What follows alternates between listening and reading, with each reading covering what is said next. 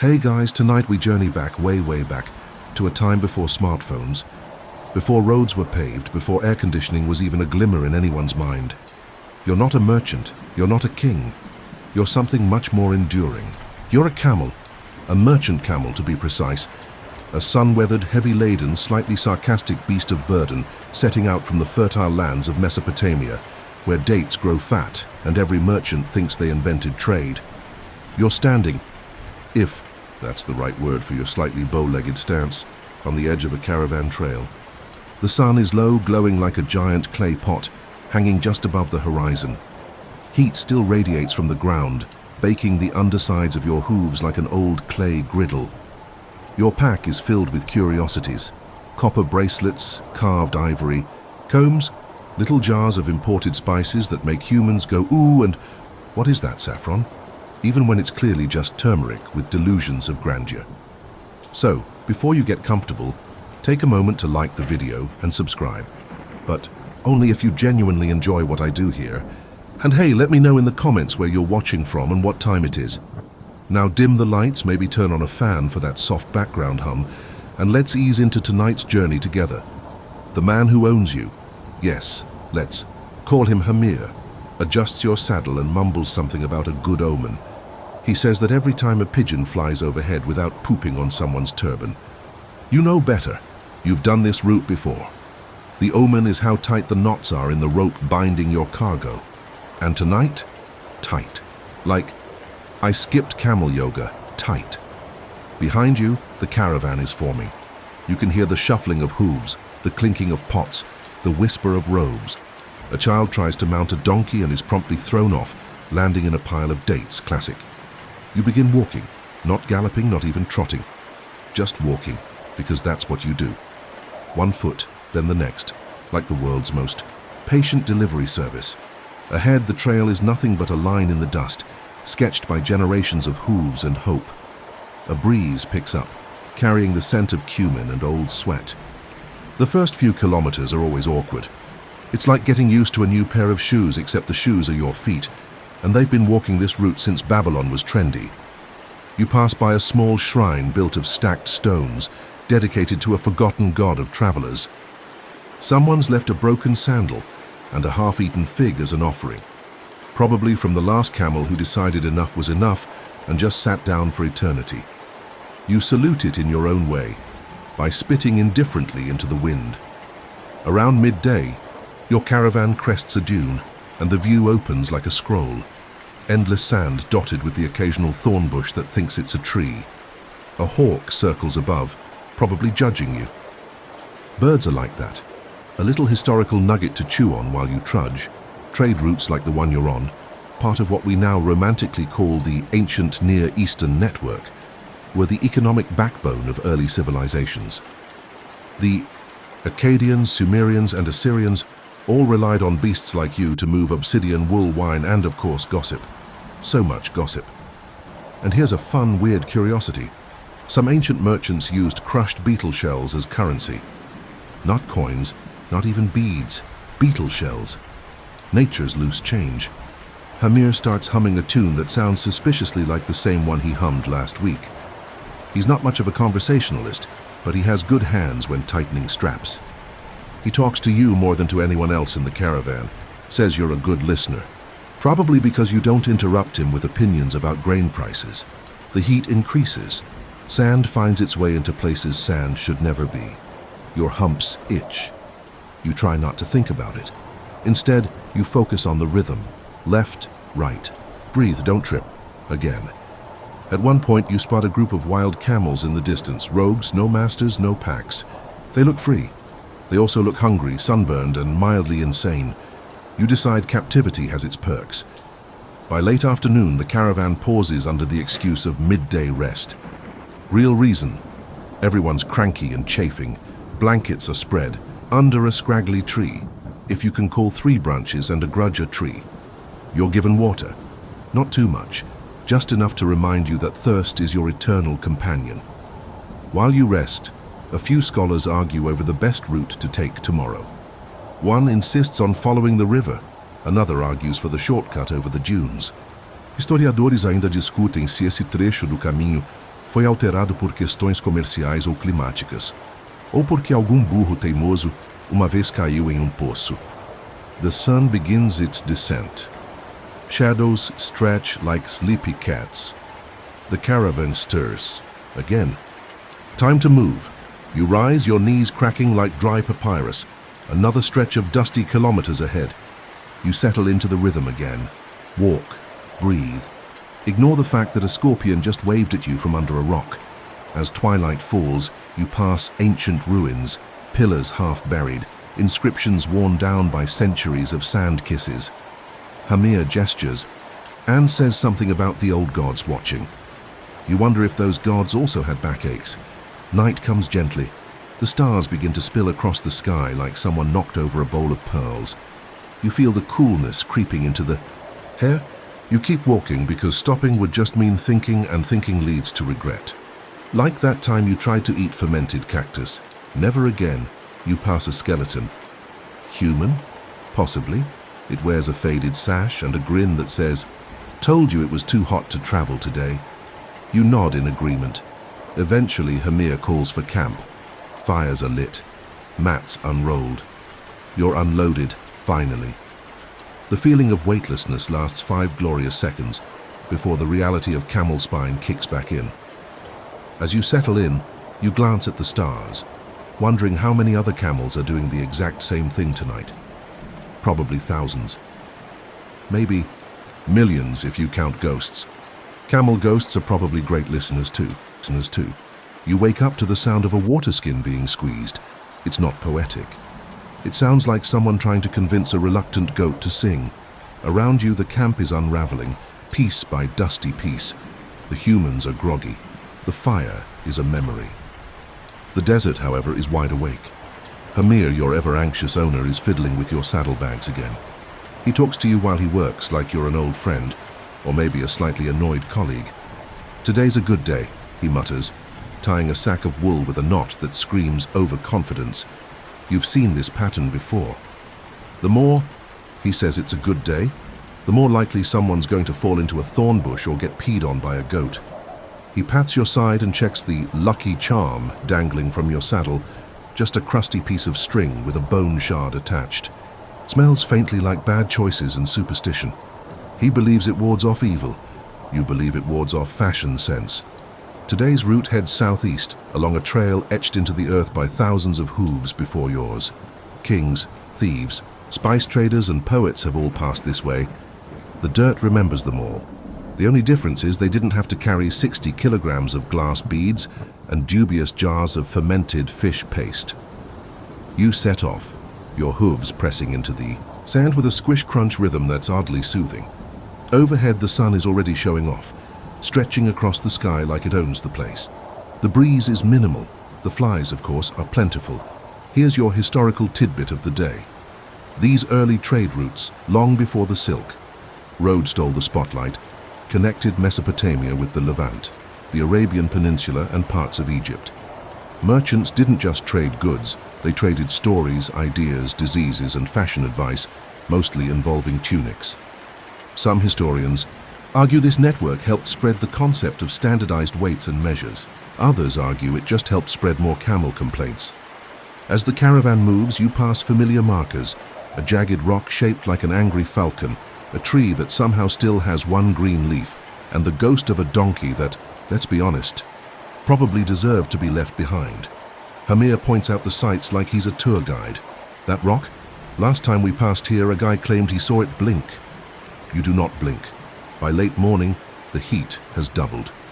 The sun, no longer content with merely existing, has decided to compete in a one-sided battle against your will to live. You carry on, your breathing deep and steady. The other camels grunt and groan. One sneezes and nearly topples a basket of dyed fabrics, a weird historical curiosity for you. In some ancient regions, camel dung was considered a good luck charm. If it landed on your shoe, people believed you'd make a profitable sale within the week. Of course, you think that belief was invented by someone who stepped in it and needed a quick excuse. Just after noon, the caravan stops near a half-buried well. You love wells, not for the water itself, which usually tastes like disappointment, but because it means you get a break. You kneel carefully, like a seasoned yoga master. A boy tries to pull water with a crooked tin cup and spills half of it on his foot. You pretend not to judge him. Internally, you're judging hard. As everyone settles under scraps of shade, two of the merchants begin debating routes. One insists on the longer road around the hills, the other argues for a shortcut through the dry riverbed. Historians still debate whether these inland detours were driven by weather shifts or simply by old grudges between rival caravan leaders who didn't like being told what to do. You drink slowly, sip by sip. The water is lukewarm and tastes faintly of copper and regret, but it's better than nothing. A small lizard watches you from a rock nearby, probably trying to decide if you're a threat or a massive furry mirage. When the caravan resumes, the pace picks up slightly. Hamir whistles a tune that never has an ending, probably because he never remembers how it started. He talks about the next market, where he hopes to sell the wool and buy more dyes. You've been to that market before. It smells like spices, fish and lies.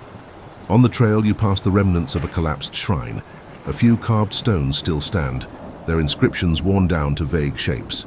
Hamir mutters a half prayer as you pass. You sneeze, which he takes as a sign. You're not sure what kind. Another camel beside you starts humming. That's not a metaphor. Some camels hum when they walk. It's a low, vibrating sound, like a didgeridoo in a bad mood. You've tried humming once. Didn't feel right. Too theatrical. By late afternoon, the light starts to soften and shadows stretch like lazy cats across the dunes. Hamir adjusts his turban, wipes his forehead, and swears he saw a wild goat in the distance. You saw it too. It definitely made eye contact, definitely had attitude. As you climb a gentle ridge, the wind picks up. It carries a hint of cardamom, maybe cinnamon, spices from another caravan camped somewhere nearby. You wonder if their camels are less overworked. You doubt it. Finally, Hamir signals for the evening stop. A narrow flat patch near a cluster of ancient stones. Someone starts a small fire. Food is unpacked. Someone else burns dried herbs to keep flies away. Doesn't work. Flies love drama. Your load is removed, slowly, blessedly. You stretch your legs, roll your jaw, and grunt once. Not from pain, just for emphasis. A couple of children giggle. You are a walking legend to them. A cranky, smelly, majestic legend. You settle onto the ground, the coolness of the sand slowly seeping into your belly. Above you, the stars begin to appear, dotting the sky like pinholes in an enormous velvet tent. You sigh, not out of exhaustion, but because tomorrow is another day of this dusty, ridiculous, wonderful life. You're walking again. Because of course you are. That's what you do. You walk, you carry, you chew, you endure. The morning is quiet, broken only by the occasional grunt, the soft clink of brass bells, and Hamir talking to himself as if he's trying to convince the universe he's in control. The air is heavier today. Not hotter yet, but weighted with a sort of stillness, the kind that makes humans glance at the sky and mutter about sandstorms or divine warnings. You don't worry. You've eaten dates with more drama than this. The caravan snakes over a narrow ridge, giving you a view of the land ahead. It's exactly what you expected. Sand, rock, one very confused shrub, and a trail barely distinguishable from the surrounding nothingness. But it's your nothingness. You've memorized this route like a bored actor memorizes a bad script. You could walk it blindfolded. Not that anyone's ever asked you to.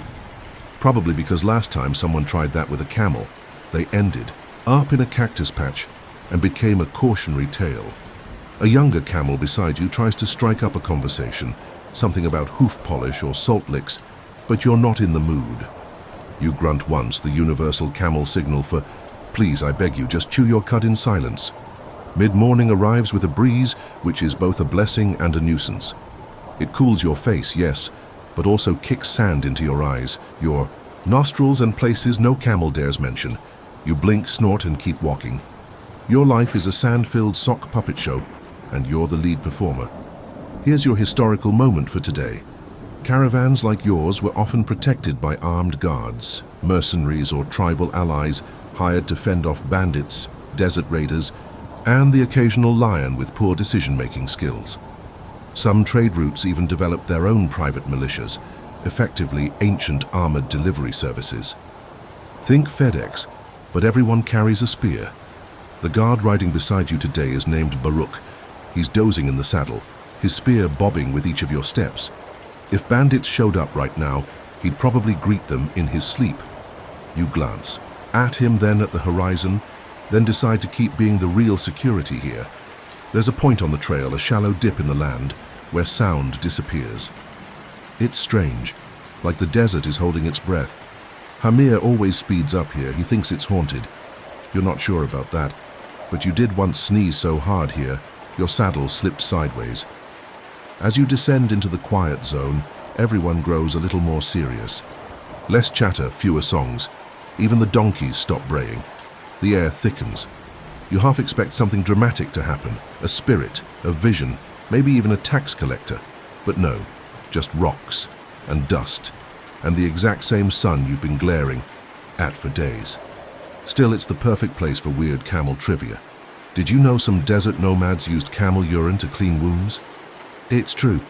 You'd think they'd at least boil it or say a prayer first, but no, just splash and go. Effective, debatable. Sanitary? Absolutely not. But back then, options were limited, and antiseptics hadn't been invented yet. Tough times, made for creative solutions. By midday, you reach the crest of a dune and spot something unexpected. A small cluster of trees. Not the oasis you're aiming for, but a tiny grove, acacias, bent and twisted, as if they're gossiping about the wind. Hamir brightens. "We'll rest there," he says, as though he planned it all along. The shade is thin, barely enough to cool your ears, but you'll take it. A handful of figs is tossed your way. You ignore them at first. Figs give you gas and you're in polite company. But then curiosity wins. One fig, maybe two. Okay, 3, you're not proud. While the others nap or argue over spice prices, Hamir unrolls a worn cloth map. He traces the route with a calloused finger, stopping at a smudge labeled Sharet's Teeth. It's a rocky pass up ahead, named, according to local legend, after a bandit queen who once ambushed 30 traders, using nothing but a sharp tongue and a very persuasive donkey. Historians still debate whether she was real or simply an ancient metaphor for divorce. The break is short. As the sun angles westward, Hamir orders the caravan forward again. You rise with effort, joints popping in protest. The weight returns to your back.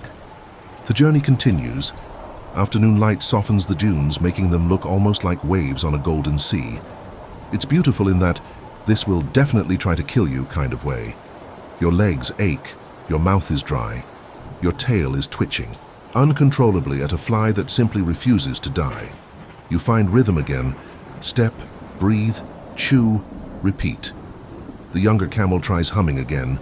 This time you harmonize, just once, just enough to make him think you're warming up to him. You're not. But the humming distracts you from the heat, and right now, that's enough. As the sun kisses the edge of the earth, Hamir finally calls for camp. The firewood is scarce, so someone burns dried dung. Not ideal, but hey, warm is warm. The guards sharpen their blades. The cook prepares a stew that smells like boiled leather and vague ambition. You're fed a mash of grain, salt, and something. Green you don't recognize, you eat it anyway. The night arrives gently. Stars bloom in the sky like cold flowers. You stare at them a while, letting the silence soak into your bones. Another day, another stretch of sand. Another footstep toward a destination you can't name but always remember. You lie down, curling your legs beneath you, heavy but content. A soft wind moves across the dunes like a lullaby made of dust. You close your eyes and drift. Not quite. Sleeping, not quite awake, just existing, like you always do, always do. You're walking again, of course you are. And today the sand is being dramatic. It shifts under your feet like it's trying to remind everyone that it's technically in charge.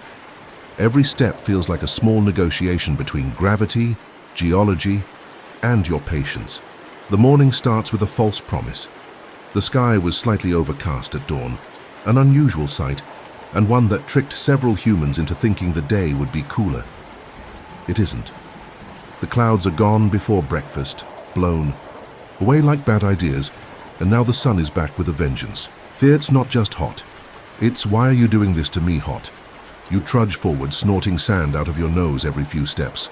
The younger camel near you, the one who still thinks sarcasm is a form of flirting, tries to start a conversation. Again. You give him a long side eye and a deliberate tail flick. He gets the message. Mid-morning brings the worst part of desert travel, the mirages.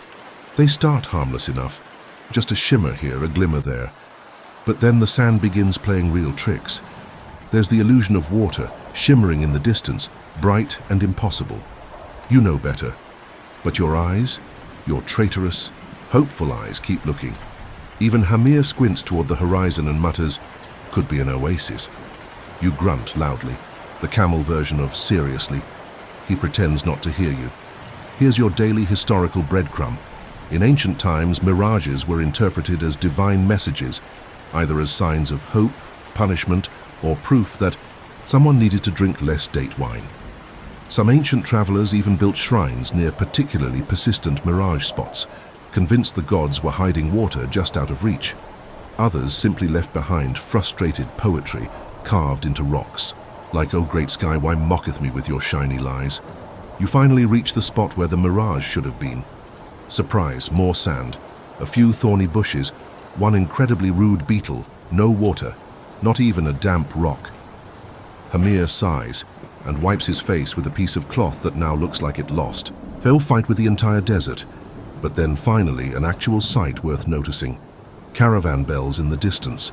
Another trade group approaches, their path intersecting yours like two very tired snakes crossing in slow motion. You perk up slightly, not because you like strangers, who does, but because caravan meetups mean rest, gossip, and sometimes even snacks. As the two groups draw closer, a small cloud of dust marks the intersection. The camels size each other up instantly. It's not aggression, just professional curiosity. Who's carrying more? Who's been better fed? Who has the nicer saddle blanket? You pretend not to care, but you're totally judging the guy with the pink tassels. The merchants greet each other with loud voices, slapping hands, exchanging over-the-top compliments. May your goods sell as quickly as they rot. May your tent never collapse on your mother-in-law. Classic desert pleasantries. While the humans chat and pretend not to bargain, the animals drift together. You find yourself beside a seasoned-looking camel with one ear slightly bent and eyes like he's seen too much. Long trip, he asks, in that way old-timers do when they already know the answer. You grunt. Always. He nods slowly. This route was easier 20 years ago.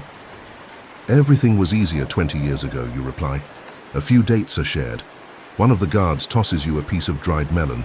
It's chewy and vaguely sweet and sticks to your teeth. Perfect. Here's a delightful curiosity.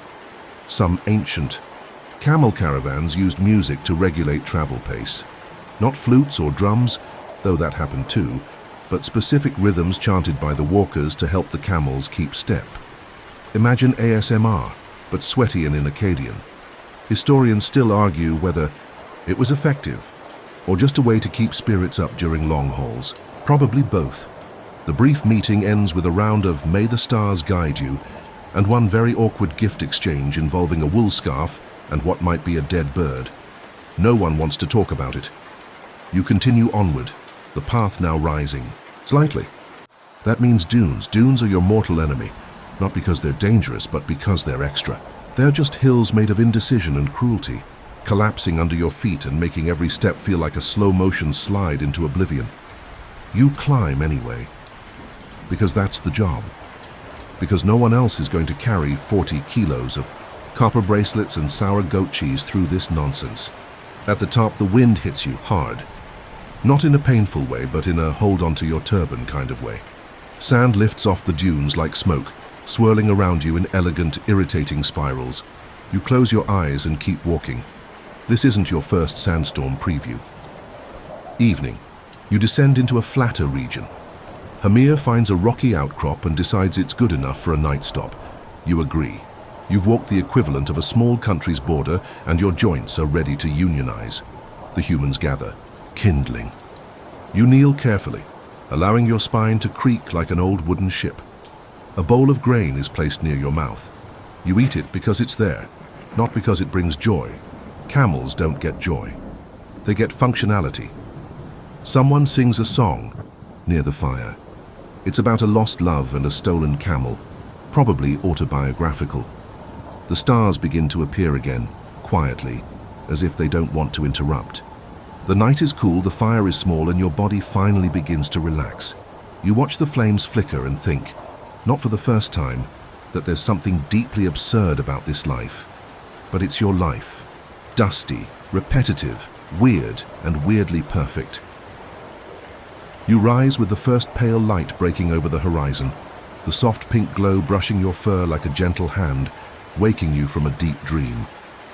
The coolness of dawn is a brief visitor here in the desert, and you savor it as you stretch your legs, shaking off the stiffness of yesterday's miles.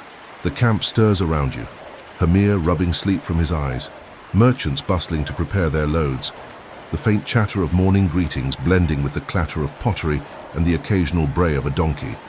Your feet press into the yell. And as the caravan begins to move again, the rhythmic clinking of bells setting the tempo of your steps, you find a steady gait, the familiar sway of your load settling against your sides. The air smells of dry earth and distant spices, faint but promising, like a whispered secret just beyond reach. You think about the last night's campfire, the smoky taste of burnt dung lingering in your nostrils, the warmth of embers fading under the growing light. Today's path takes you toward the legendary oasis of Al-Mira, a place whispered about in countless tales told around flickering fires. A verdant jewel in the vast desert, said to be guarded by the spirits of ancient traders who vanished without a trace. Historians debate fiercely whether the oasis was ever as plentiful as stories claim, or whether it's become a myth, nurtured by thirsty souls desperate for hope. You, of course, don't care much for legends. You care for water and rest. The sun rises higher, sharpening shadows and painting the dunes in stark relief. Your hooves sink just enough to remind you the desert isn't going anywhere, and neither are you. The other camels grunt in solidarity. This is the collective anthem of the desert trek: endurance, patience, and a healthy dose of grumbling. A curious fact drifts through your mind. The ancient Nabateans, those masterful traders who carved cities into cliffs, built elaborate systems to capture and store water from the rare rains. Ingenious canals and cisterns stretched beneath the desert floor, preserving life in the face of relentless heat. You wonder if their ghosts still linger in the sand, watching caravans like yours pass through, shaking their heads at the endless procession of weary travelers. Your reverie is broken by Hamir's voice, sharp and practical. "Keep steady, girl," he says, patting your side with the roughness of hands shaped by years of toil. You know he means you, though his words could just as easily be a pep talk for himself. The tension in his shoulders is something you recognize. Traders never let their guard down completely. Every journey carries risk. Sandstorms, bandits, betrayal by a mule, or worse, a faulty knot. The caravan pauses briefly at a small cluster of rocks, where an old merchant sets down his pack and pulls out a tattered book. You watch as he flips through pages filled with strange symbols and maps, tracing the path ahead with a finger. He speaks softly to Hamir, discussing routes and risks, referencing a debate that has lasted centuries among scholars, whether the spice routes were primarily economic arteries or cultural exchanges that reshaped civilizations. The answer probably lies somewhere in between, but the ambiguity fuels more arguments than actual facts. Around you, the desert hums with life you rarely notice: the scurry of a lizard across hot stone, the distant cry of a desert hawk circling overhead, and the subtle scent of desert blooms barely clinging to existence. It's a fragile world, one that demands respect and resilience. As the sun climbs toward its zenith, the heat becomes an oppressive blanket, sapping energy and wilting spirits. You find yourself longing for the cool splash of water, the soft rustle of leaves, the shade of a great tree. Instead, you settle for the faintest breeze, teasing through your fur and carrying the scent of distant earth. It's enough to remind you that the journey, for all its hardship, is punctuated by moments of unexpected grace. Midway through the day, the caravan encounters a small, weathered shrine, half buried by shifting sands. It bears carvings worn thin by time, symbols whose meanings have blurred into mystery. Hamir pauses, placing a small stone on the altar. a gesture of respect or superstition, you're not sure which. Such shrines dot the desert, relics of countless travelers who sought protection or favor from gods old and forgotten. The debate among historians persists. Were these shrines sacred spaces or simple markers of lost caravans? You think it might be both. Your pace slows as the sun reaches its peak, and the rhythm becomes a lullaby of movement and stillness. You chew your cud thoughtfully, savoring the bitter taste that somehow tastes like home. Nearby, the younger camels pant heavily, their youthful enthusiasm fading under the relentless sun. You glance at them with a mix of sympathy and quiet pride. You've learned the desert's harsh lessons well. Later, as the heat begins to wane and the horizon softens, the caravan descends into a narrow valley flanked by jagged cliffs. The rocks here are a tapestry of ochres and reds, glowing warmly in the late afternoon light. It's a striking contrast to the pale dunes, a reminder that the desert holds secrets in its varied landscapes. Here you pause again, this time to drink from a shallow spring that bubbles unexpectedly from the rock. The water tastes cool and pure, a gift rare and precious. Hamir fills his jug carefully, knowing well that the desert's generosity is fleeting. You drink deeply, savoring the relief as it soothes your parched throat and cools your body. As evening falls, the caravan settles near the cliffs and the sky erupts with stars. The vast dome above is a breathtaking spectacle, each constellation, a story told by generations long gone. You rest, your legs folding beneath you, muscles relaxing after the day's toil. The fire crackles, sending flickers of light dancing across weathered faces and dusty robes. Someone begins a quiet song, an ancient melody carried across centuries about love, loss, and the endless desert. You listen, letting the soft notes wrap around you like a balm. Your eyes close slowly, your breath evening out as sleep begins to claim you. This is the rhythm of the desert, relentless, beautiful, harsh, and endlessly enduring. And tomorrow you will rise again to walk it all, once more. The sun creeps up again, spilling gold over the desert like warm honey poured slowly across cracked pottery. You blink against the glare and push yourself upright, muscles still humming from yesterday's long haul. Your back is heavy with the load, but you've been carrying it so long it feels almost like a part of you.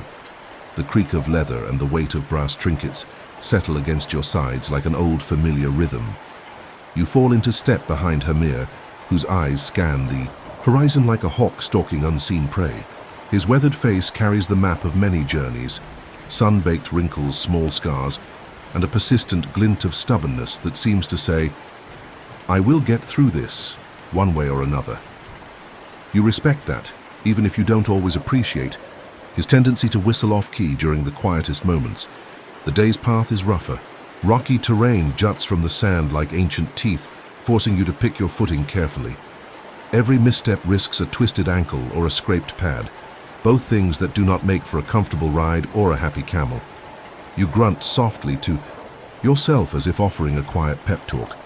The caravan snakes upward, following a narrow pass winding between cliffs. The air is cooler here, scented faintly with pine and something you can't quite place. Maybe the distant sea, or maybe just your imagination playing tricks. This part of the desert holds stories older than the sun, carved into stone and whispered by the wind. You pause beside a crumbling wall of sandstone etched with faded inscriptions. Hamir translates for the others, telling tales of the ancient traders who once crossed this very pass, their caravans laden with incense, silk, and stories. These were the veins through which culture and commerce flowed, stitching together distant lands with fragile threads of trust and greed. There's a curious tidbit you overhear. Some caravans used specially trained camels that could carry double loads, their humps reinforced with extra padding. These camels were prized and pampered, sometimes even garlanded with flowers before departure. Historians debate whether these animals were genuinely stronger or just better treated. A classic case of nurture versus nature playing out in the desert. The sun climbs higher, baking the rocks until they almost shimmer. Your mouth is dry and you can taste the dust on your tongue. The young camels start to lag behind, their enthusiasm sapped by the heat and rocky ground. You slow your pace to match theirs, recognizing that endurance is not just physical, It's mental, a quiet battle against the relentless desert and one's own limits. Midday brings a break beside a small spring hidden in a rocky hollow. The water tastes like salvation, cool and fresh beyond anything you've known for days. Hamir fills containers, and the merchants wash faces and hands with gratitude that borders on reverence. You splash your muzzle, letting the liquid trickle down your throat and into your soul. Here's a nugget of history to chew on. The desert nomads believed that water from hidden springs was sacred, often guarding these sources jealously or marking them with secret signs only trusted travelers could read. Many a caravan's fate depended on finding these hidden lifelines, and losing one meant a slow death in the dunes. Scholars argue about whether these markings were coded language or simple warnings, but either way, they were crucial for survival. Refreshed, you press onward through the pass, the path narrowing as the cliffs close in around you. Shadows stretch long across the rock faces, painting them with dramatic hues of orange and crimson. The wind picks up, carrying whispers and stirring the fine dust at your feet. A sudden gust brings a flurry of sand that tickles your nose and flaps the loose ends of the merchant's tent nearby. Hamir hurries to secure the fabric, muttering a string of curses that would make a desert djinn blush. You snort in amusement, glad for the brief distraction. As afternoon fades into evening, the caravan emerges from the pass into a wide valley, dotted with hardy shrubs and twisted trees. The landscape shifts from stark cliffs to soft earth, and the promise of an oasis, however distant, feels closer than ever. The merchants settle the caravan near a cluster of palms, setting up camp with practiced efficiency. The fire crackles to life, and the smell of cooking mingles with the cool desert air. You're fed a mix of barley and dates, and while it's nothing gourmet, it tastes like a feast after the day's exertions. Night falls softly, stars blinking awake in the deepening sky. The desert's quiet embraces you once more, a blanket woven from silence and the distant call of nocturnal creatures.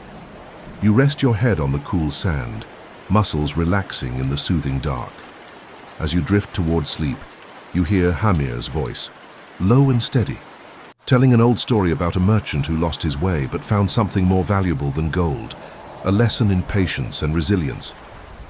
You think you understand. After all, isn't that what every journey is about?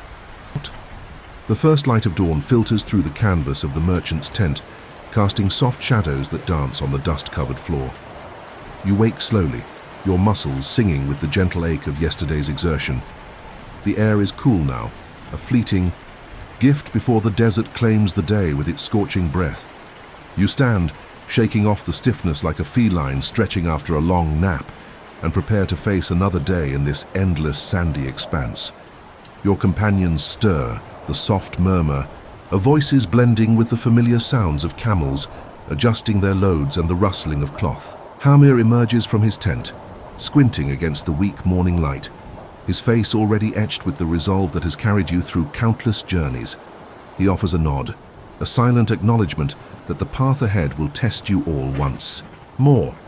Today's journey leads you along the fringes of the empty quarter, the Rub al-Khali, a vast sea of sand stretching farther than the eye can see. It's the largest continuous sand desert on Earth, a place so inhospitable that even the most seasoned traders speak of it in hushed tones.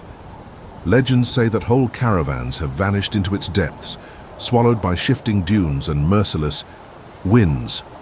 Historians debate whether these tales are cautionary myths or chronicles of real tragedy, but the mystery only deepens the desert's allure. The morning air carries the scent of dry earth and distant spices, mingling with the faint aroma of roasted barley from the campfire. You walk steadily, the familiar rhythm of your footsteps a comforting counterpoint to the unpredictable landscape. The sand beneath your feet is cooler now, packed firm by the night's chill, making each step a little easier. A curious fact drifts through your mind. The ancient caravans used special markers, simple stone cairns to navigate the endless dunes. These markers, called kuwas, were often the only signs that others had passed this way before. Some were arranged in elaborate patterns, almost like a secret language etched into the earth. Scholars still argue whether these markers were primarily practical or held spiritual significance for the travelers. Either way, they were lifelines in a world where getting lost meant death. As the sun climbs higher, The heat intensifies, and the dunes become restless. The wind picks up, swirling grains of sand into miniature whirlwinds that dance teasingly. Around your legs, you flinch, nostrils filling with fine grit, and blink rapidly to clear your eyes. Hamir laughs softly at your discomfort, but you know he's just as affected. The desert is an equal opportunity tormentor. Midday brings a welcome respite as the caravan pauses near a rare patch of hardy desert grass. The merchants unload supplies and the camels kneel gratefully, legs folding beneath them like well-worn cushions. You drink deeply from a shared water skin, the coolness soothing your parched throat and reviving your spirits. Nearby, a small lizard darts between rocks, its scales shimmering like tiny jewels under the relentless sun. You watch it with a detached amusement, marveling at its resilience in such a harsh environment. It reminds you of the camels, stubborn survivors adapted to endure what others cannot. The path ahead twists through a series of shallow valleys, where shadows offer fleeting relief from the sun's glare. Here, the air feels charged with history, as if the land itself remembers every caravan that has ever passed. You imagine the footsteps of countless traders, their hopes and fears echoing through time like a faint, persistent melody. As afternoon wanes, the caravan approaches a cluster of date palms, the promise of an oasis shimmering like a mirage made real. The sight stirs something ancient within you, a longing for rest and renewal that transcends the weariness of the journey. Hamir calls for a halt, and the camp quickly comes alive with preparations for the night. Around the fire, stories unfold, tales of lost treasures, clever merchants, and camels who outwitted their riders. The air is thick with laughter and the rich aroma of spiced tea. You listen, the warmth of the flames matching the growing ease in your heart. Under the vast desert sky, stars begin to twinkle, ancient and unchanging. You settle down, the soft murmur of voices lulling you towards sleep. The desert's vastness feels less intimidating here, softened by companionship and the promise of a new day. As you close your eyes, a gentle breeze carries the scent of blooming desert flowers. Fragile, blooms that survive against all odds, much like you. You wake to the gentle murmur of the desert morning, the sun still low, painting the horizon in soft hues of lavender and gold. The cool air is a fleeting comfort before the day asserts itself with relentless heat. You rise slowly, your legs steady but aching from the past day's journey, the weight of your load feeling as familiar as an old friend. The caravan stirs, a quiet buzz of activity as merchants prepare for the road ahead. Hamir's voice cuts through the soft morning chatter, calm and steady, reminding everyone to check their supplies and secure their loads. You feel the tug of the reins as he gently guides you forward, your hooves sinking softly into the warm sand. Today's trek takes you deeper into the heart of the desert, toward the fabled city of Ubar, sometimes called the Atlantis of the Sands. The stories surrounding Ubar are as vast and mysterious as the desert itself, a wealthy trading hub that vanished beneath the dunes, swallowed by the unforgiving landscape. Historians and archaeologists still debate whether Ubar ever truly existed, or if it's simply a legend born from fragmented tales. Some claim it was destroyed by a sandstorm so massive it erased all traces, while others believe it was a myth created to inspire wanderers and adventurers. The desert around you is a mosaic of shifting dunes and rocky outcrops, the colors shifting with the sun's arc. You notice small details, the patterns of cracked earth, the delicate footprints of desert hares, and the occasional flash of iridescent beetle shells catching the light. These small wonders remind you that life persists even in the harshest places. As you walk, your mind drifts to a fascinating tidbit. Ancient traders sometimes use specially trained ravens to scout ahead and find water sources. These birds, bonded to their handlers, could signal safe routes or warn of dangers unseen. Scholars debate whether this was a widespread practice or the stuff of romanticized tales, but the idea of winged guides soaring over endless sands is undeniably compelling. The heat intensifies by midday, the sun blazing overhead with an almost personal vendetta against those who dare cross its domain. You grunt softly, feeling the burn on your skin beneath your thick fur, and long for the shade of a solitary acacia tree spotted in the distance. Suddenly, a dust storm kicks up, swirling around the caravan like a living beast. Sand lashes at your eyes and nostrils, and you instinctively crouch low, muscles tense against the onslaught. Hamir shouts commands, voices rising above the roar of the storm as the caravan tightens formation, waiting for the fury to pass. You count the seconds, the endless cascade of grit filling the air, reminding you just how unforgiving this desert can be. When the storm finally dies down, the world is muted and transformed. The sky is a pale wash of blue, the sun filtered through, a veil of dust that softens the harsh edges of the landscape. The sand underfoot feels different, cooler, almost velvety after the storm's cleansing. You press on, the caravan moving steadily toward the next landmark, a series of ancient petroglyphs carved into a large rock face. The symbols tell stories of journeys past, prayers for safe passage and warnings against greed and hubris. Hamir pauses to trace the carvings with his fingers, murmuring tales of merchants who ignored such signs and paid dearly. These petroglyphs, you learn, are part of an ongoing debate among historians.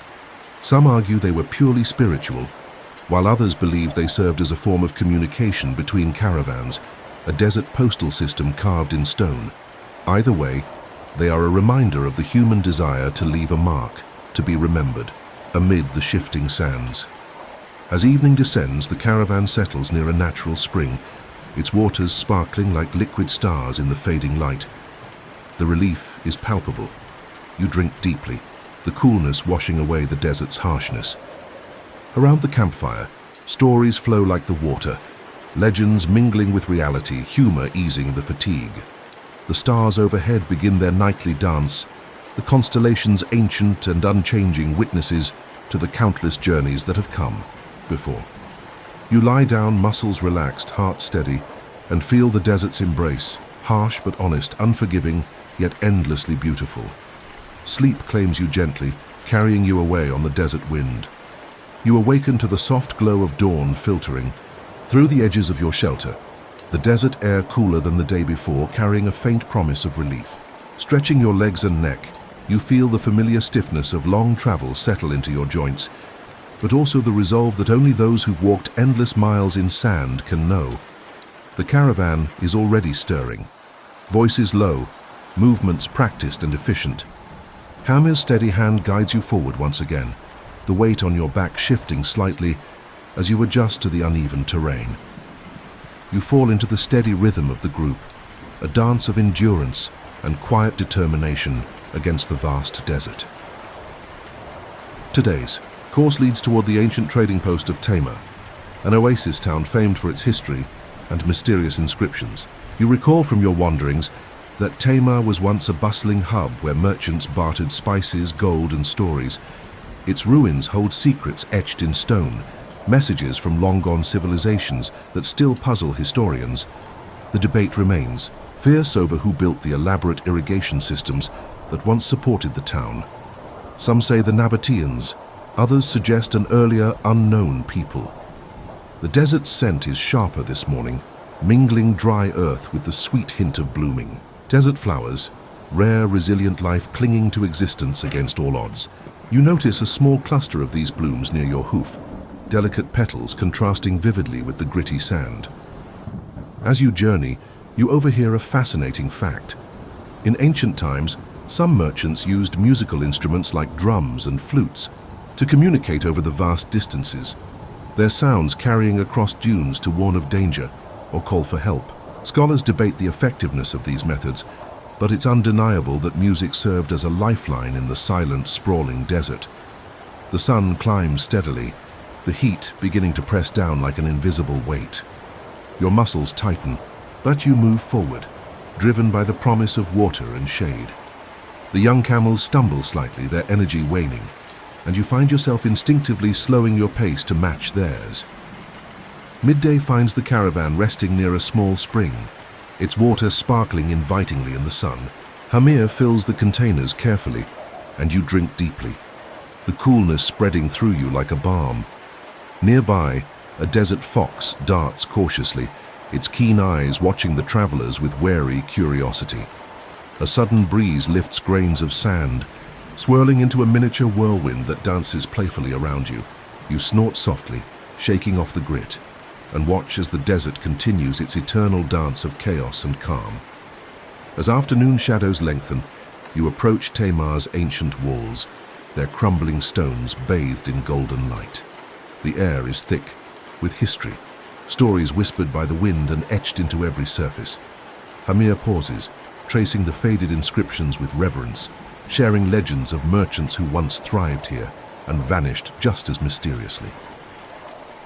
The debate among historians about Tamar's origins and its role in trade remains unsettled. Was it a key link in the caravan routes, or a remote outpost struggling against the desert's encroachment? Perhaps it was both.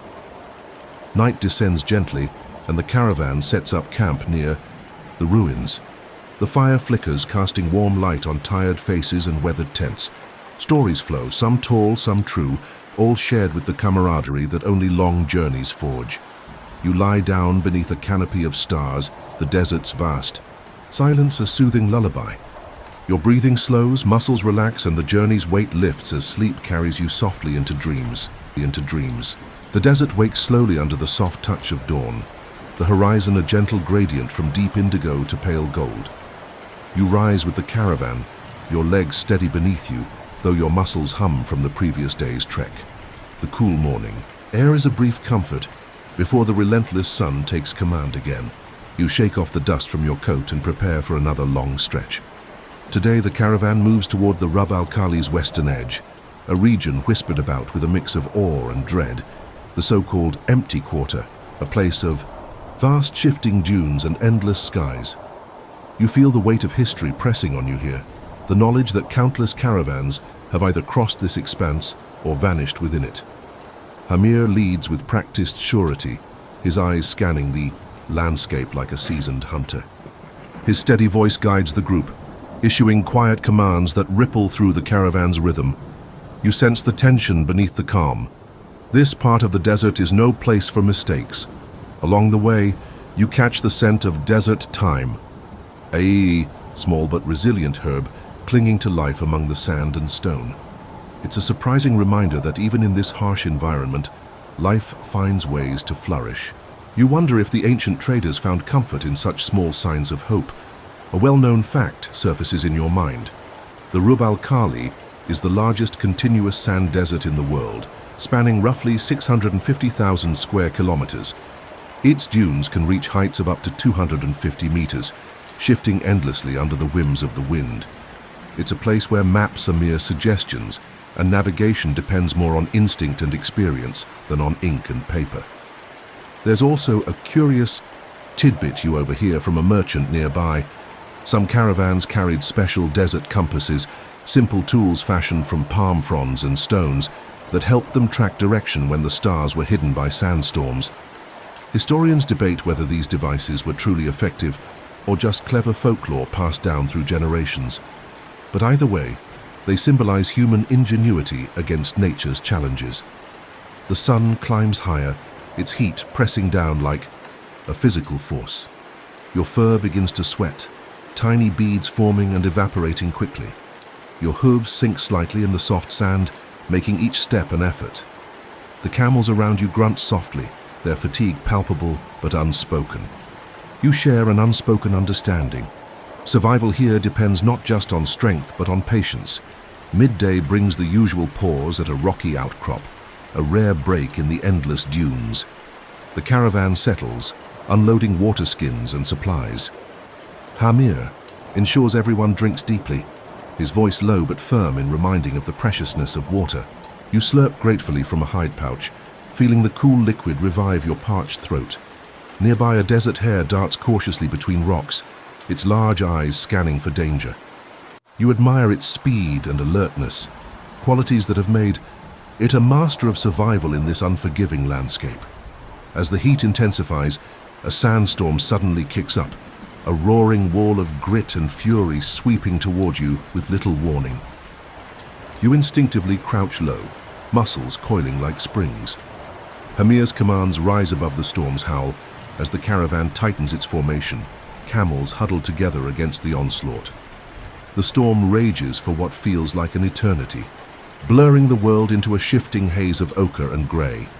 You shield your eyes, feeling the abrasive sand sting your skin and fill your nostrils. Time loses meaning. Survival narrows to breath and balance. When the storm finally passes, the silence that follows is profound, almost sacred. The landscape looks altered, dunes reshaped like waves frozen in sand. The air is cooler, dust settling slowly like a soft blanket over everything. You stand, muscles trembling from tension, and resume the journey. The caravan moves forward cautiously, the route ahead uncertain but unavoidable.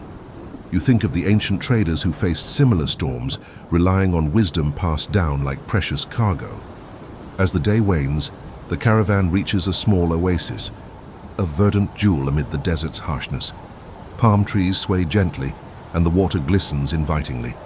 Relief floods through you as you kneel to drink, the coolness soothing the desert's burn. Camp is set up quickly, fires kindled as the sun dips below the dunes. Around the flames, stories begin to weave, a tapestry of past journeys, lost fortunes, and lessons learned. You listen, heart steady, feeling the comfort of shared experience beneath the endless sky. As night falls, the stars shine bright and countless, the desert's eternal witnesses. You lie down, muscles relaxing, mind quieting, and let sleep enfold you like a soft desert breeze. The early morning air carries a crispness rare for the desert, a gentle reprieve before the heat insists on its dominance. You awaken slowly, your body aching in the way only long journeys through sand can produce, a mixture of soreness and quiet pride. The caravan stirs around you, a chorus of soft murmurs and the shifting of loads, camels stretching their long legs as they prepare for the day. Today, your path curves toward the ancient city of Marib, nestled in the mountains beyond the desert's edge. Marib is famed for its dam, an engineering marvel of the ancient world that transformed arid lands into fertile fields. The story goes that the dam was so well built it stood for centuries, supporting agriculture and trade, until a catastrophic breach sent waters rushing and the city into decline. Historians still debate the exact causes of the dam's failure. Was it natural disaster, sabotage, or the gradual crumbling of time? Regardless, its legacy is a testament to human ingenuity amid harsh environments. As you follow the winding trail, the terrain subtly shifts, sand gives way to gravel, and distant peaks rise in the horizon like sentinels guarding secrets. The scent of dry earth mingles with hints of wild herbs and distant wood smoke, a reminder of civilization's fragile presence at the desert's edge. You notice small signs of life, the delicate footprints of desert tortoises, the bright flash of a beetle's carapace, and the occasional low call of a desert bird. These details punctuate the vastness around you, anchoring you in the present as you traverse a landscape shaped by countless hands and stories. An intriguing fact comes to mind. Ancient traders sometimes carried not only goods, but also intricate knowledge of astronomy and navigation passed down through generations. They read the stars as maps, a skill essential when landmarks vanish beneath shifting sands. Some scholars argue that this celestial knowledge was as valuable as the spices and silks they transported, a precious cargo that ensured survival and success. The sun rises steadily, warming the world with increasing insistence. Your fur begins to dampen with sweat, a salty sheen that speaks of endurance. The camels move methodically, their rhythmic steps a steady drumbeat echoing the pulse of the desert. Midday brings a halt near a cluster of acacia trees, their thorny branches offering a rare patch of shade. You kneel beside a water source, the cool liquid reviving your parched throat and soothing tired muscles. Nearby, a desert fox pauses, its keen eyes watching you with cautious curiosity before disappearing into the scrub. You overhear a merchant, sharing a curious tale. The dam at Marib was not only an engineering feat, but also the center of complex social structures, with workers and rulers collaborating in ways that historians are still piecing together. Some suggest it was one of the earliest examples of large-scale communal projects, a precursor to modern infrastructure. The debate continues, fueled by archaeological finds and ancient texts. As afternoon wanes, the caravan presses onward, the desert gradually yielding to rocky foothills. The changing landscape breathes new life into your journey, each step revealing textures and scents foreign yet comforting. Evening descends quietly, and camp is set near a natural spring fed by mountain runoff. The air cools, carrying whispers, of distant waters and the promise of rest. Fires flicker, casting warm light on faces etched with fatigue and determination. Stories weave through the night, tales of ancient builders and traders whose footprints you now follow. The stars above blink steadily, timeless and watchful. You lie down beneath this vast celestial dome, muscles unwinding, breath slowing, and the desert's quiet embrace lulling you toward restful sleep. You wake to a sky still smeared with twilight, the first faint hints of dawn painting the desert in soft shades of pink and blue. The air is cooler here, the distant mountains casting long shadows over the sand. Your legs stretch and flex, the familiar aches now part of your rhythm, the rhythm of a journey that seems endless yet somehow grounding. Today the caravan moves toward the legendary city of Petra, famed for its rose-red sandstone facades carved deep into towering cliffs. The story of Petra is one of mystery and marvel, a trading nexus where merchants, travelers and nomads once converged in a bustling crossroads of culture and commerce. Historians continue to debate the extent of Petra's influence, with some arguing it was primarily a trading hub, while others believe it also held religious and political significance that shaped the region's history. The trail winds through rugged terrain where the scent of wild thyme and artemisia fills the air, mingling with the dry earth beneath your hooves. You notice the delicate flight of a desert butterfly, its fragile wings a stark contrast to the harsh stones around you. These little moments of beauty seem almost like gifts from the desert itself, reminders that life persists in unexpected ways. A fascinating fact comes to mind. Petra's water management system was incredibly advanced for its time. Ingenious channels and cisterns collected and stored rainwater, allowing the city to thrive in an arid climate. Scholars still debate how these systems were maintained, with some proposing that the Nabateans who built Petra were also skilled engineers and hydrologists, while others suggest they adopted and adapted older technologies. As the sun climbs, your fur warms under its gaze, sweat dampening your coat. You adjust your pace, syncing with the steady plod of the other camels, each step sending a soft crunch through the rocky path. The merchants around you exchange quiet words, their eyes reflecting a mixture of fatigue and anticipation. At midday, the caravan pauses near a rocky outcrop, shaded just enough to offer respite from the sun. Water is shared generously, an unspoken rule of the desert, and you drink deeply, the coolness a welcome relief. Nearby, a lizard darts across the rocks, its scales shimmering like tiny jewels. You overhear a merchant telling an old story. Petra was once hidden from the world, its entrance disguised by natural formations that kept it safe from invaders and explorers. This led to centuries of speculation and myths, with some believing the city was lost to time until rediscovered in the 19th century by a curious explorer. The academic debate continues about how isolated Petra truly was, with some evidence suggesting it maintained contacts with distant civilizations throughout its history. The afternoon sun dips lower, and you enter the narrow Sik, a dramatic gorge leading into Petra's heart. The towering cliffs on either side glow with a warm, rosy light, the air cooler and scented with minerals and ancient stone. As evening falls, the caravan settles near the city's outskirts, campfires flickering against the darkening sky. Stories and laughter mingle with the crackling flames, the camaraderie a balm after days of hardship. You lie down, your body heavy but content, the stars above a brilliant tapestry of light. The desert's hush wraps around you like a blanket, and sleep comes gently, carrying you into dreams of ancient cities and endless horizons. You awake in the soft glow of dawn, the desert's chill still lingering before the sun's warmth fully claims the day. The caravan is already stirring, the quiet murmur of preparation carrying on like a well-rehearsed symphony. You stretch, feeling the familiar ache in your muscles, a testament to the journey's relentless pace, and steady yourself for what lies ahead. Today, your route takes you toward the bustling port city of Aden, nestled along the Arabian Sea. Known for its strategic location and vibrant markets, Aden has long been a crossroads of maritime trade, connecting the spice routes of the East with the Mediterranean.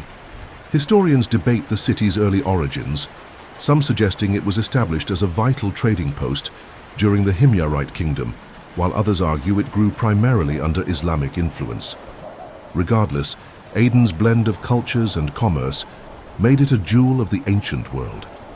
As you traverse the sandy plains leading away from the desert, the air shifts, saltier now, carrying the distant tang of ocean breezes.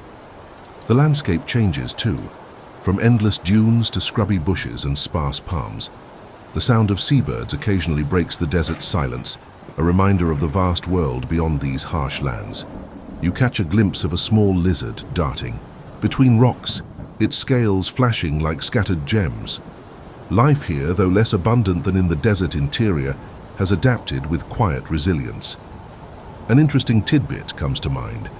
Sailors and traders in Aden used to rely heavily on the monsoon winds to time their voyages. These seasonal winds, predictable yet fierce, were crucial for navigating the Arabian Sea. Some scholars argue that the understanding and exploitation of these winds were as significant as any technological advancement in the region's maritime history. The caravan moves steadily, the clatter of hooves blending with the occasional chatter of merchants negotiating goods and routes. You notice Hamir's gaze, sharp and calculating, always mindful of the dangers, both natural and human, that accompany travel near populated centers. Midday offers respite beneath the sparse shade of acacia trees. Water is shared carefully, each sip precious after hours under the sun's oppressive gaze. The camels rest, snorting softly as they chew their midday meal of thorny shrubs and dry grasses. Nearby, a merchant recounts a curious local legend. Aden was once protected by a giant sea serpent, said to patrol the harbor and guard its treasures. While most dismiss this as myth, some archaeologists argue that such stories symbolize ancient naval power and the city's importance as a maritime fortress. As afternoon settles in, the caravan approaches Aden's outskirts, the scent of salt and spices growing stronger. The city's walls rise in the distance, their stones weathered by time and tides. The bustling sounds of a thriving port, calls of merchants, the creak of wooden ships, and the clatter of market life reach your ears like a promise of civilization after the desert's solitude. Camp is set up just beyond the city gates, the night alive with new smells and sounds. The flicker of lanterns and the murmur of distant conversations create a lively backdrop to your well-earned rest. You lie down beneath a sky still wide and open, your thoughts drifting between the journeys past and the adventures that await. The desert's harsh lessons have softened here, replaced by the hum of human life and the steady rhythm of the sea. Sleep comes gently, a welcome pause in the endless journey. You wake slowly as the first light of dawn creeps over the horizon, casting a soft glow on the bustling camp just outside Aden's ancient walls. The city hums with activity, the calls of merchants, the clang of blacksmiths at work, and the distant creak of shipmasts swaying gently in the harbor breeze. The scent of spices and saltwater mingles in the air, a heady reminder that you've reached a pivotal point in your journey. Today, your caravan prepares to leave the desert behind and embrace the sea routes that will carry your goods further afield. Aden's position as a key port in the Arabian Peninsula has made it a melting pot of cultures and commerce for centuries. You remember reading that its strategic location attracted empires and traders alike, all vying to control this gateway between East and West. Historians still debate how much influence each had, with some emphasizing Persian and Roman roles, while others highlight the prominence of Islamic caliphates. You watch as merchants haggle over spices like frankincense and myrrh, goods that once traveled thousands of miles across harsh deserts to reach eager buyers. The aromas are intoxicating, mingling with the salty breeze and the warmth of the morning sun on your fur. A fascinating curiosity catches your attention. A local storyteller recounts how Aden's port was once guarded by skilled sailors who used falcons for communication and hunting. These birds, trained to fly vast distances, served as messengers and symbols of power. Scholars debate the extent of this practice, but the imagery of falcons soaring above a vibrant port city feels perfectly fitting. The caravan prepares to board wooden dhows, their sails billowing with promise. You feel the gentle sway of the vessels beneath you, a stark contrast to the solid ground of the desert. The sea air is fresh, carrying hints of salt and adventure. As the dhows set sail, you watch the shoreline fade into the distance, the desert's endless sands replaced by the vast, rolling waves of the Arabian Sea. The rhythm of the water lulls you into a state of calm, the journey taking on a new pace and texture. Night falls over the sea, stars reflecting like diamonds on the dark water. The caravan's voice is quiet, and you lie down, rocked gently by the ocean's embrace. The vastness here is different, less harsh, more mysterious. Your thoughts drift to the many stories yet to unfold, the countless ports and cities waiting to be discovered. But for now, the sea carries you forward, a silent companion on the long road ahead. Sleep arrives softly, a gentle wave pulling you beneath the surface of dreams. The morning breaks with a gentle light spilling over the horizon, the dhow's wooden planks creaking softly beneath your feet. The sea around you stretches endlessly, a vast expanse of deep blues and shimmering silvers. You breathe in the salty air, feeling a quiet sense of peace settle over you, a momentary calm in the midst of your long and dusty journey. Today, your caravan approaches the bustling trading hub of Muziris, a city steeped in history and legend. Muziris was once a vital link in the ancient spice trade, a melting pot where goods and cultures from the east and west mingled freely. Historians still debate the exact location and fate of Muziris, with some suggesting it was lost to the sea after catastrophic flooding, while others believe it evolved into modern-day ports along the Malabar coast. The dhow glides closer to shore, the air thick with the mingling scents of exotic spices, fresh fish, and distant forests. The sounds of merchants shouting and bargaining fill the harbor, accompanied by the clang of metal and the creak of wooden carts. It's a stark contrast to the quiet deserts you left behind, yet somehow just as captivating. You watch as traders unload precious cargo, peppercorns, cinnamon, ivory, and textiles, each item a thread in the intricate tapestry of ancient commerce. The diversity of people here is astonishing. Voices in countless languages intertwine, and colorful garments create a vibrant mosaic against the dusty backdrop. A fascinating fact drifts to mind. Muziris was reputedly visited by Roman traders as early as the 1st century BCE, and archaeological evidence suggests extensive trade links with the Mediterranean world. The city's wealth and importance are still subjects of lively scholarly debate, especially regarding how much influence Rome exerted over its affairs. Nearby, a local storyteller shares an eccentric legend. The city's wealth was guarded by a mythical sea serpent that protected the harbor's treasures. Some dismiss this as mere folklore, but others argue it symbolizes the perils of maritime trade and the ocean's unpredictable power. As the sun dips low, the caravan sets up camp near the city's edge. Fires flicker, casting dancing shadows on faces tired but content. You rest, muscles weary but spirits lifted by the knowledge that your journey is nearing a grand conclusion. Lying beneath the vast sky, you feel the steady heartbeat of the world. Around you, the pulse of ancient cities, endless deserts, and wide open seas. Your thoughts drift softly as sleep descends, wrapping you in a gentle embrace. The long and dusty journey of a merchant camel has been one of endurance, discovery, and quiet wonder. And as your eyelids grow heavy, you know that new journeys await just beyond the horizon. Word count 1999.